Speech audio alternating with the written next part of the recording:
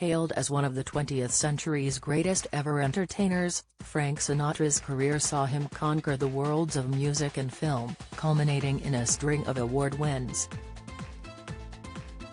Often referred to as Old Blue Eyes, Sinatra won acclaim from the Academy Awards for his acting, with the crooner claiming a Best Supporting Actor Oscar, as well as a plethora of Grammys.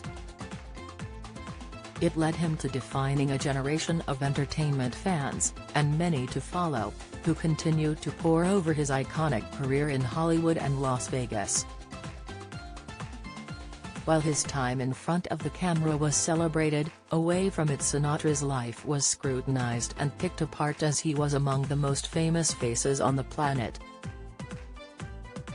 Among his relationships that caught the public's imagination was his time with Golden Globe-winning actress Mia Farrow and their spectacular fallout. The pair married in 1966 in Las Vegas, when Farrow was 21 and Sinatra 50. At the time, Sinatra wanted Farrow to quit acting, something the young starlet initially agreed to, and set about accompanying the singer while filming. Tension between the pair grew, however, with Farrow missing acting, and when she failed to report for filming Sinatra's 1968 flick The Detective, the crooner filed for divorce in 1967. The relationship was picked apart by Sinatra's ex-valet George Jacobs in his 2003 book Mr. S. My Life with Frank Sinatra. He detailed how the union between Sinatra and Farrow was doomed to failure, and how he contributed to the sensational breakdown in their marriage. Jacobs explained that in 1968 the only man in America who was less interested than me in sleeping with Farrow was her husband, and my boss, Frank Sinatra. He continued, "Theirs had to be one of the worst, most ill-conceived celebrity marriages of all time. And after 2 years of one disaster after another, it was all over except for the paperwork." Mr. S's lawyer, Mickey Rudin, who was a combination bagman, hitman, and Hollywood hustler, was planning to take Mia down to Juarez for a Mexican divorce that would get her out of Mr. S's life once and forever, which, for everyone who knew them as a non-couple, couldn't have been soon enough. I may sound like Mr. S's friend and idol Humphrey Bogart in Casablanca when I ask myself, of all the gin joints in the world, why did Mia have to walk into the candy store that hot night? But she did, and because I danced with her, and because the spying eyes of America, courtesy of an undercover scout for gossip queen Rona Barrett, were upon us, that Frug, or Watusi, or whatever it was, got blown up into a wild affair.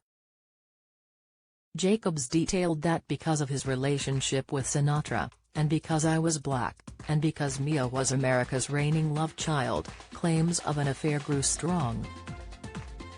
He added, Mr. S, who was the lowest he'd ever been in the 15 years we'd been together, got even crazier. It cost me the job I loved, and it cost him a guy who loved him. Farrow was Sinatra's third wife, and their marriage officially ended in 1968. Sinatra died in 1998, at the age of 82, with his fourth wife Barbara by his side at Cedars-Sinai Medical Center, Los Angeles. He had suffered 2 heart attacks, and in his latter years had been frequently hospitalized as a result of heart and breathing issues, high blood pressure and bladder cancer.